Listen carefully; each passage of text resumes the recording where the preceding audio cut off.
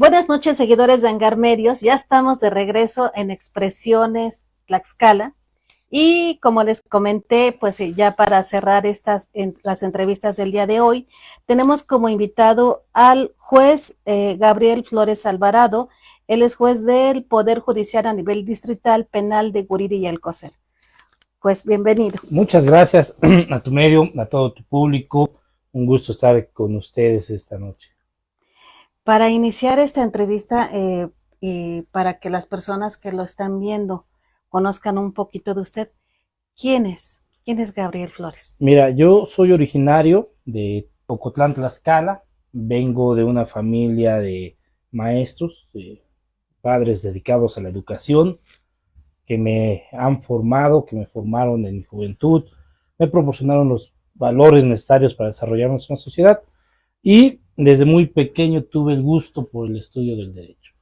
Me acuerdo que me decían, siempre me preguntaban, ¿qué va a ser de grande? Abogado. Abogado fue mi gusto. Crece uno, entiende cómo funcionan las ciencias y el gusto crece. La pasión por el derecho crece. Me formo en la abogacía y me desarrollo como abogado con esa misma pasión y me desarrollo como servidor público durante mis años como abogado, como catedrático también, porque hay un gusto por la docencia de igual forma. Soy de una casa humilde, de una familia trabajadora, soy esposo, padre de dos pequeños, y la verdad es que soy alguien a quien le gusta sobre todo leer, pero ayudar. También me gusta ayudar a la gente cuando está en mis manos ayudar. Coméntanos cómo fue su formación académica. Mira, yo estudié la licenciatura en Derecho en la Universidad Autónoma de Tlaxcala, hace ya 15 años que egresamos. Eh, Posteriormente estudié la maestría en Derecho Constitucional y Procesal Constitucional. También estudié en la Benemérita Universidad de Oaxaca la especialidad de Justicia para Adolescentes.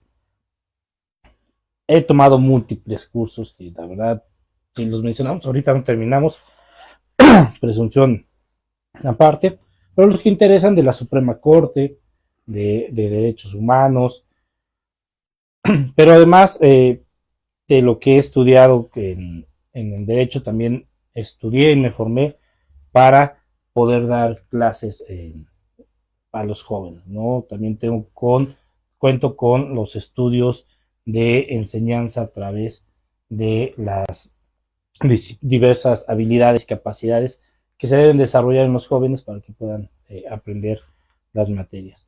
Y en ese mismo gusto por dar clases, pues he ido en universidades y maestrías dando la cátedra.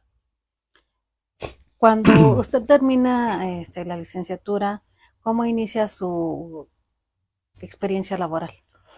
Mira, la verdad es que me costó mucho entrar al Poder Judicial. Yo tardé cerca de 5 años haciendo méritos, cubriendo interinatos, desarrollándome ahí para poder en un momento dado iniciar ya mi carrera judicial. Yo inicié como mecanógrafo, o sea que mecanógrafo, lo que la gente normalmente entiende como una secretaria, así empezamos. Después fui oficial de partes en diversos juzgados, eh, diligenciario en juzgados, la mayor parte fue en materia penal, muy poca fue en materia civil. Posteriormente también fui proyectista en los juzgados, secretario de acuerdos del juzgado en ese entonces de adolescentes. Vino la reforma judicial, de la cual también me he preparado desde hace más de 15 años. En el 2008 cambia nuestro sistema penal y desde el 2008 me he venido preparando. Se aplica en nuestro estado en el 2016, lo que ahora conocemos como el sistema oral o el sistema acusatorio. En este sistema yo, después de haber sido secretario de acuerdos, llego como asistente de sala, que es alguien que acompaña en las audiencias al juez, que le ayuda al juez a la audiencia. El que presenta. No solo es el que presenta, el valor de ser asistente de sala es que tienes que tener la misma capacidad y conocimiento que el juez, porque tú le debes de avisar al juez en qué se está equivocando. si se le pasó algún argumento, si invocó un artículo mal, si no ha contestado alguna jurisprudencia. Tienes que estar muy atento de todo lo que pasa en la audiencia para poder auxiliar al juez.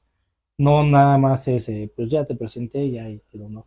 La función del asistente es muy valiosa en ese momento porque es la única mano amiga que tiene el juez que puede, pues, decirle si algo está fallando, si algo ha pasado, ¿no? Posteriormente fui administrador de sala, que es quien se encarga de administrar los tiempos, los horarios y verificar que estén todas las condiciones para que el sistema opere. Después fui secretario particular de la presidencia del tribunal, que pues lleva la parte administrativa de toda la presidencia y contribuye y colabora con las diversas áreas del Tribunal Superior de Justicia para que funcionen y cumplan con sus debidas funciones. Se presenta en el año 2019 un examen para quienes quieran ser jueces penales. Me inscribo, hago el examen, que nos hicieron 4 exámenes de psicométrico, de conocimientos generales, de saber desarrollar una audiencia y un examen oral ante un signo de 3 catedráticos que nos examinaron sobre el conocimiento del sistema acusatorio. Nos va muy bien, sacamos el segundo lugar por cuestión de 2-3 décimas con el primero.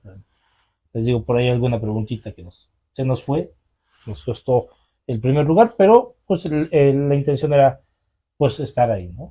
Y llegamos en el año 2020 como juez penal de Guriri y Alcocer. Así nos venimos desarrollando. Y en el otro aspecto, como catedrático, pues di clases en colegio de bachilleres, di clases en la Universidad Autónoma de Tlaxcala. Actualmente doy clases en maestrías, en una maestría del Instituto Tlaxcalteca de Posgrados en Tlaxcala y Casa de Estudios Profesionales en Apizaco y Colegio Jurista en Cuernavaca, Morelos. Damos clases a nivel maestría y a nivel especialidad. Eso es nuestro desarrollo profesional de más de 15 años en este sistema penal.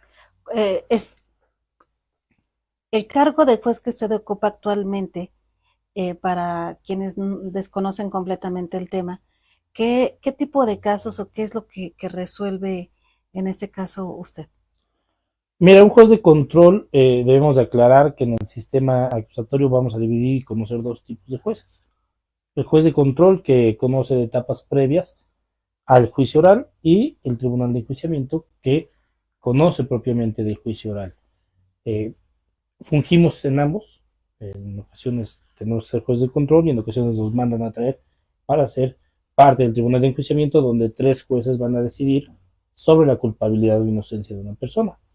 Pero como juez de control, que es nuestra principal función, entendemos y atendemos a los detenidos por algún delito. Verificamos si fueron detenidos conforme a nuestras leyes, conforme a nuestra Constitución, que no se vulneren derechos, que se cumplan con los requisitos de las detenciones que nos marcan las leyes. Verificamos ahora una etapa importante en el procedimiento, que es determinar si con las pruebas que el Ministerio Público nos presenta son suficientes para que una persona continúe en un proceso penal o no. En esa etapa no decidimos si es inocente o culpable, solamente si va a ser sujeto o no a un proceso penal. Establecemos medidas cautelares, o conocemos otra etapa, que es la etapa intermedia, donde las partes ofrecen las pruebas y se abre un debate y se decide qué pruebas van a juicio oral y qué pruebas no van a juicio oral conforme lo marque la ley. Pero también conocemos de salidas alternas, acuerdos reparatorios, suspensiones condicionales, procedimientos abreviados, donde sí decidimos si es culpable o inocente una persona, pero que la persona acepta la culpabilidad a cambio de que le ofrezcan una pena reducida, pero que también se le haya reparado el daño a las víctimas. Y también podemos conocer de omisiones del Ministerio Público. Cuando el Ministerio Público o el fiscal no realiza alguna actividad que conforme a sus funciones debería realizar, las partes se pueden quejar y acudir ante el juez de control para que nosotros podamos conocer de esas omisiones y decidir si está actuando correctamente o no el Ministerio Público, y de no hacerlo, pues ordenarle que cumpla con sus funciones adecuadamente. A grandes rasgos es lo que hacemos. Cuando conocemos de tribunal de enjuiciamiento, bueno, se desahogan las pruebas ante nosotros, nosotros verificamos todas las pruebas, las analizamos, las estudiamos y entre 3 jueces decidimos si una persona es culpable o inocente. Bueno, pues ya nos dieron toda una clase en este momento. ¿Y existe algún caso durante estos años que lleva como juez, algún caso que le haya marcado? Sí, mira, la verdad es que existen muchos casos, conocemos de muchos tipos de delitos, tanto delitos no graves, los comunes que la gente vive a día, no son menos importantes, pero el impacto en la sociedad es menor, pero los vivimos día a día, ¿no? Los robos, los allanamientos de casa, las lesiones. Pero conocemos de delitos muy graves como son violaciones, trata de personas, homicidios, secuestros. Yo recuerdo de un caso de un homicidio de un señor que mató con machete a una persona y lo que me impactó fue la frivolidad del señor, la frivolidad con la que estaba en la sala de audiencias y que tú veías una persona fría, sin mayor sentimiento. Eso es algo que te queda impactado, ¿no? Pero que no puedes dejar de hacer tu función por eso. Tienes que cumplir a cabalidad. Eh, Otro caso que es importante y que marca es el de un secuestro y tener a los 6 secuestradores ahí sentados. También se debe de contar con el carácter necesario para poder desarrollar este tipo de audiencias con todos los sujetos, con todos sus abogados, con todo lo que implica, ¿no? Porque, pues, a lo mejor la sociedad lo que no ve es que como jueces también estamos muy expuestos a tratar directamente con los presuntos culpables. Y eso, pues, al final somos seres humanos y también puede generarte ciertos temores. ¿Qué cualidades debería tener un juez, una persona, un abogado o la persona que aspire a ocupar este cargo? ¿Qué cualidades debería tener? Pues mira, primero, antes de las cualidades, yo creo que los conocimientos necesarios, ¿no?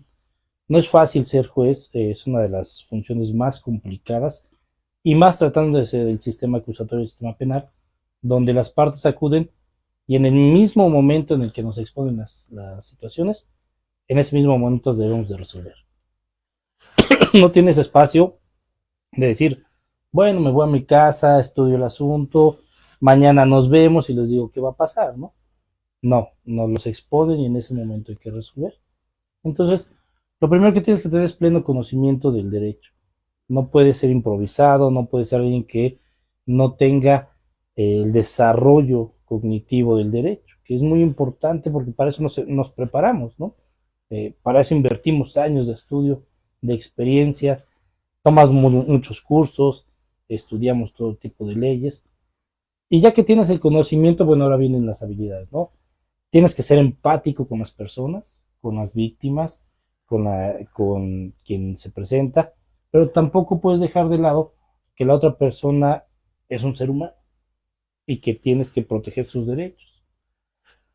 De igual forma, aparte de ser empático, tienes que tener un sentido humanitario, un sentido humanista, para entender que en muchos de los casos las personas quieren ser escuchadas y hay que escucharlas, hay que atenderlas.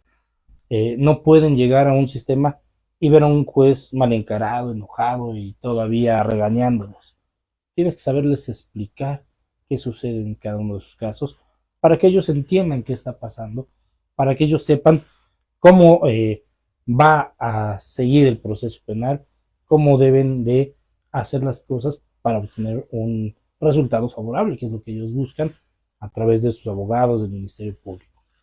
También podemos decir que un juez penal pues tiene que tener temple, tiene que tener el temple necesario para poder dictar las sentencias. Yo creo que todos como sociedad queremos un juez al que no le tiemble la mano, que si tiene que decir que alguien es culpable, que diga que es culpable, pero sí que las pruebas que nos ofrecieron tampoco son suficientes, pues que diga que es inocente. No, no necesitas un juez a medias. La justicia no se imparte a medias. La justicia es plena. Y yo el ejemplo que les pongo es muy claro.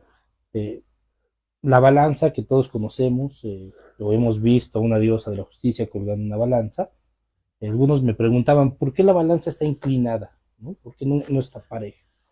Eh, quisiéramos o entenderíamos que la balanza tiene que ser pareja, pero está inclinada porque tú inicias con una balanza pareja. Conforme las pruebas te van dando, conforme las pruebas te van diciendo, tú vas decidiendo a quién le asiste la razón. Por eso es que las balanzas que nos muestran que está derecha. ¿Por qué? Porque conforme a las pruebas es como debes de decidir. Y hay que tener coraje para hacerlo. Tampoco puedes titubear. Hemos visto en comentarios de otras publicaciones, de algunos casos que se han dado en el estado o en municipios específicos, que la gente se queja porque el juez fue corrupto y liberó a tal persona y que todos dicen es que era culpable. O sea, todos lo vimos y es culpable y ya lo dejó y el juez es corrupto. ¿Por qué razón se libera en esos casos a una persona que a lo mejor ante la vista de todos es culpable? Sí, mira, lo primero que le podemos decir a la sociedad es que siempre acuda a denunciar. Hay delitos que para que procedan se requiere necesariamente de la querella de la persona que fue afectada. Podemos haberlo visto 100 personas y 100 dijimos que esta persona se robó la bicicleta, pero quien era el dueño no acude, es un requisito que la ley nos exige como indispensable. Y entonces si no acude, te falta un requisito. Si no tienes el requisito indispensable, pues no podemos ahí hacer otra cosa. También te puedo comentar que cuando vino la reforma del sistema acusatorio, nuestras cárceles teníamos un 80% de sobrepoblación, pero las personas que estaban por delitos menores de 10,000 pesos. Y llevaban años en la prisión y pues como ciudadanos estábamos manteniéndolos, ¿no? El cerezo, la cárcel, como todos lo conocemos. Se robó el pollo. El que se robó, es más, te puedo decir, un día me tocó uno que se robó un Dubalín. Lo detuvieron y se iba a la cárcel y luego lo sacaban y regresaba. Y decía, ¿por qué regresaba? Pues es que aquí me dan 3 veces de comer. Allá afuera no sé. Aquí tengo para bañarme, comida. Entonces manteníamos a muchas personas ahí adentro con ese sistema. Viene la reforma y lo que se trata es que de estos delitos de menor cuantía, las personas puedan llevar sus procesos en libertad. Que no los dejemos dentro. Para que no tengamos hacinamientos de cárceles y para que no tengamos sujetos años manteniéndolos por más allá de lo que se robaron, ¿no? Y entonces, esta reforma que cambió, pues nos llevó a esto, a que nosotros en las medidas cautelares tengamos que analizar 3 supuestos nada más. Riesgo de sustracción, que el sujeto tenga un riesgo de que se vaya a escapar, que no vaya a quedarse en el lugar donde tiene que acudir al proceso. Riesgo para la víctima o testigos o riesgo para la investigación.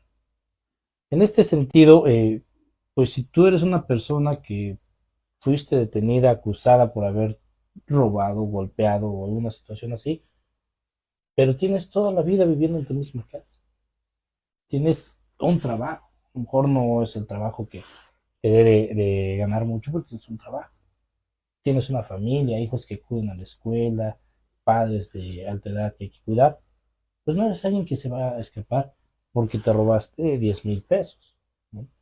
Es alguien que pues, a lo mejor en tus momentos de necesidad, o a lo mejor sí te dedicas a esto, ¿no? Tampoco vamos a justificar a las personas, pero puedes llevar tu proceso en libertad.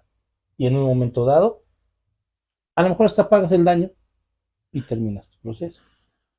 Cuando hablamos de riesgos para las víctimas, nos dice la ley que debe ser fundado. No basta con que alguien vaya y diga, oye, es que pues está acusado de amenazarme o de haberme pegado, pero yo tengo miedo de que el sujeto me vaya a hacer algo. Sí, entendemos que las víctimas tienen un miedo, todos vamos a tener un temor, pero esto debe ser fundado. Hoy tengo miedo porque lo he visto merodeando mi casa. Tengo miedo porque eh, tengo su número guardado en mi celular y fíjate que en ese mismo número me ha estado marcando. Es más, mira, ve su WhatsApp, tiene la misma foto del sujeto.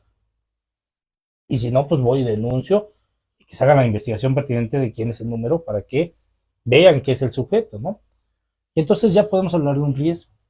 Fíjate que estaba yo comprando y el sujeto pasó y se regresó y me empezó a querer golpear, si no es que los otros intervienen.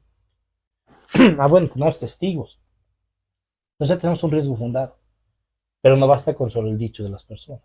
Tenemos que tener pruebas. Porque está en riesgo la libertad de una persona.